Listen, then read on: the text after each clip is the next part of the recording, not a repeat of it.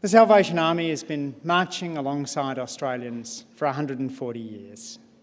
The Salvos have been with us through some of our toughest times and some of our greatest milestones. You're among the first to reach Darwin on Boxing Day 1974, after Cyclone Tracy hit. In 1977, you were supporting people affected by the Granville train disaster. In 2019 and 2020, the Salvos were dispersing funds and supporting thousands affected by the Black Summer bushfires. Australians aren't surprised when the Salvos turn up, because we feel like the Salvos have always been here. To support victims of natural disasters, when jobs are hard to come by, when a family falls into crisis. Our nation and the Army have grown up together.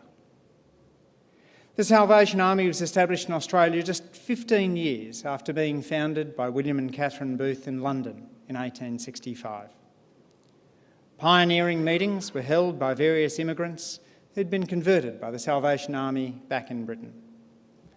Adelaide was the first official Salvation Army corps in Australia. John Gore and Edward Saunders were both converts who met in the colony of South Australia and decided to form a Salvation Army Corps. The first meeting took place in Adelaide's Botanic Park on the 5th of September 1880. Saunders and Gore spoke from the back of a greengrocer's truck.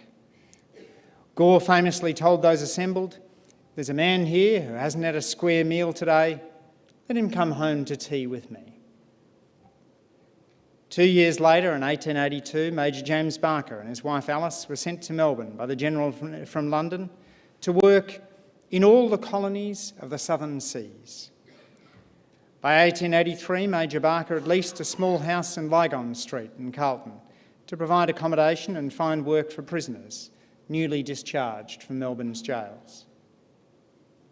Then, in the shadow of the end of transportation, and now, in a time of increasing incarceration, ex-prisoners were often shunned by society. Those early Salvation Army workers actively chose to help some of those who were being shunned by mainstream society. In 1896, Commandant Herbert Booth, the youngest son of William and Catherine, arrived in Melbourne to assume command of the Salvation Army in Australasia. Herbert quickly tapped into public opinion across the Australian colonies in support of an Australian Commonwealth. He threw support into various federation leagues and societies, and his public political stand was done, quote, in a desire to remove those boundaries that separate people and nation. The Salvos were even there to film the inauguration of the Australian Federation on the 1st of January 1901. The film was produced by Australia's first film production company, the Salvation Army Limelight Department. Between 1897 and 1910, Limelight was run by the Salvos from 69 Burke Street in Melbourne, producing some of the world's earliest films and documentaries. And equipment and photographs are still on display in the museum at the same address today. And since we're talking about the early years after Federation, I can't resist noting that Arnott's Sao crackers, produced since 1904, are said by some to be an acronym for Salvation Army Officer, possibly because one of William Arnott's 5 sons was a colonel in the Salvation Army. As the Army notes in its own history of social work, the formation of the Prison Gate Brigade was the first permanent social service of its kind anywhere in the world. The work quickly developed to include a ministry for ex-prisoners, with the brigade standing at the prison gate to invite released men to start a new life. The economic boom of the early 1880s turned to bust by the end of the decade. Barker lobbied the Chief Secretary of the Colony of Victoria, Alfred Deakin, later to become our second Prime Minister, on behalf of the poor, the imprisoned, and the growing ranks of unemployed. In 1886, the Government of Victoria gave the Salvation Army £500 towards its social work. In 1888, the government granted James Barker the authority to apprehend without warrant any child under the age of 16 found residing in a brothel. Meanwhile, Alice Barker became a vocal campaigner for the rights of women and children and abandoned mothers. In 1890, Australia had entered an economic depression and marvellous Melbourne was hit particularly hard. By the winter of 1890, the Salvation Army had opened a free labour bureau at 53 La Trobe Street. It was the first formally operating employment bureau in Australia. Labour bureaus were soon operating in Sydney and Adelaide, and today the Salvation Army is still running Employment Plus, providing specialised employment training and support services for job seekers. Perhaps one of the reasons that Australians have such a soft spot for the Salvation Army is your organisation's support for social reform. Over the past 140 years, you've developed programs to help people experiencing unemployment, homelessness, alcohol and drug addiction, child abuse and family violence, as well as programs for the elderly. The long history of the Salvation Army means the organisation has participated in historic debates that shaped Australia. In Australia today, we face a disconnection crisis. Over the past generation, Australians have become less likely to join community groups. Rates of volunteering have declined. The share of people playing a team sport has dropped. The share of Australians donating to charity has fallen. Compared with the mid-1980s, the average Australian today has only about half as many close friends and knows only about half as many of their neighbours. Meanwhile, inequality has risen. One way to see this is to look at the Australian Bureau of Statistics earnings surveys, which allow us to separate earnings for the lowest paid, the 10th percentile, median workers, the 50th percentile, and the highest paid, workers at the 90th percentile. Since 1975, real wages grew by 33% for the lowest paid, 55% for median earnings, and 81% for the highest paid. Another approach is to look at income data, which means we're looking not just at salaries, but also at investment income. New analysis, just published by Australian National University economists Chung Tran and Nabi Zakara, looks at individual income data from 1991 to 2020. Over this 3-decade period, they calculate cumulative real growth in income after taxes and transfer payments. For the bottom fifth, income growth was only around 5%. That's not 5% a year. That is 5% total over 3 decades. At the middle of the distribution, income growth is stronger at around 20%. But that figure's dwarfed as you go further up the distribution. The top fifth saw income growth of over 40%. The gains were larger for those who were even more affluent. The top 1%, whose average annual income is around $350,000 today, saw their annual disposable income rise by around 70%. The top 0.1%, whose average annual income is now around 1.2 million, saw their real take-home income grow by around 120%. Put another way, average incomes grew 24 times faster for the top 0.1% than for the bottom 20%. Incomes for those who were homeless around the outside of this hotel, or who might be doing some of the lowest paid jobs in the hotel, grew 24 times more slowly than for those who can easily afford to stay a night in the hotel.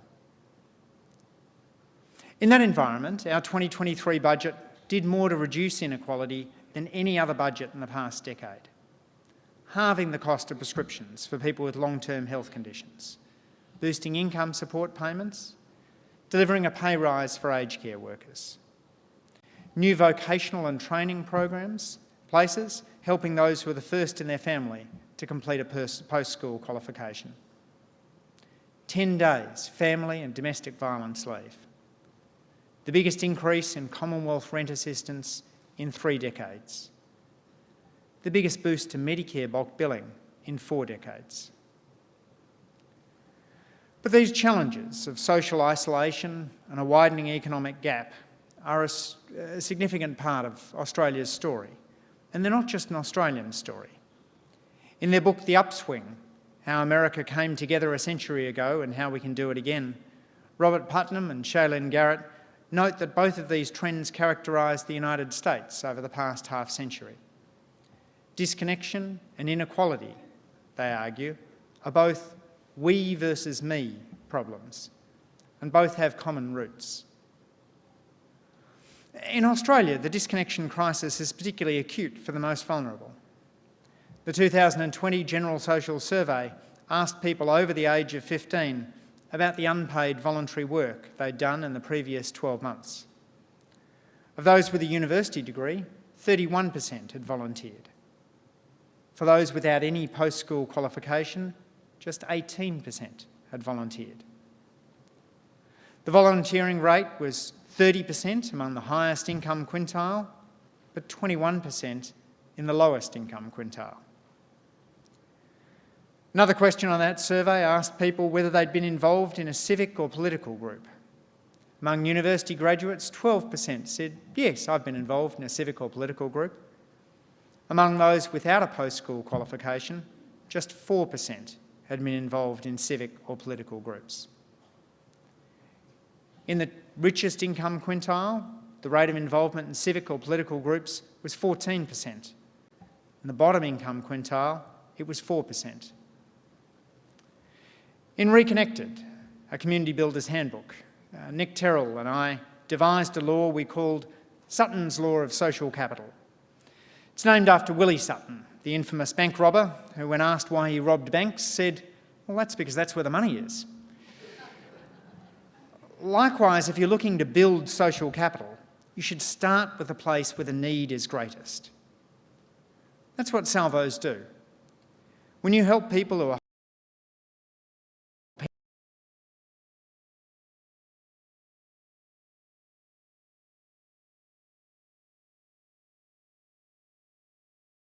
social species, and that the ties that bind us together are fundamental to living a good life. As a government, we're working hard to rebuild community. Shortly after the Albanese government came to office, I conducted the largest charity consultation in Australia's history, conducting town hall meetings in every state and capital city and online. In the Melbourne Town Hall at 10:30 this morning, I'll hold my 17th charity sector town hall as Assistant Minister for Charities. It's about listening and learning from the sector. The consultation builds on 7 other pieces of work that we're already doing with the charity sector. We conducted an open and transparent merit-based process to appoint the remarkable Sue Woodward as the new head of the Australian Charities and Not-for-Profits Commission. After an open call for nominations, we appointed a new advisory board for the Charities Commission, chaired by Sarah Davies, that includes First Nations and called representation. We're continuing to work with states and territories to harmonise charitable fundraising laws to reduce the administrative burden on charities and ensure our laws are fit for a digital age. We're streamlining the process by which charities receive deductible gift recipient status. We're modernising the law to allow the Charities Commission to discuss ongoing investigations where this is necessary to increase trust and confidence in the sector. We initiated a once-in-a-generation Productivity Commission review of philanthropy to help meet our goal to double philanthropy by 2030. The Productivity Commission is scheduled to deliver its draft report by the 30th of November. And the Minister for Social Services, Amanda Rishworth, and I have asked the Community Sector Advisory Group to develop a not-for-profit sector blueprint, helping boost the sector's capacity to support and connect Australian communities. The blueprint issues paper was released last week and is open for comment until the 20th of December. Over the past generation, Australia has become more unequal and more disconnected. We've become less a nation of we and more a nation of me. Those trends are connected in another way too. As I've shown today, Australians with lower incomes and less formal education are less likely to be involved in civic or political groups and less likely to volunteer. The salvos, like the best organisations working in the community sector, don't just help people with their material needs. You also provide human connections. Put simply, you're in the kindness business. And I think we can all agree the world could do with a bit more kindness. Our government has an ambitious agenda for the charity sector. We know the best way to build a more connected Australia is by partnering with organisations like the Salvos. The challenges are real, but as your history shows, it's when times are tough that the Salvation Army can be relied on to turn up. Thank you again for your work, and all the best over the coming decade as you build up to your sesquicentenary.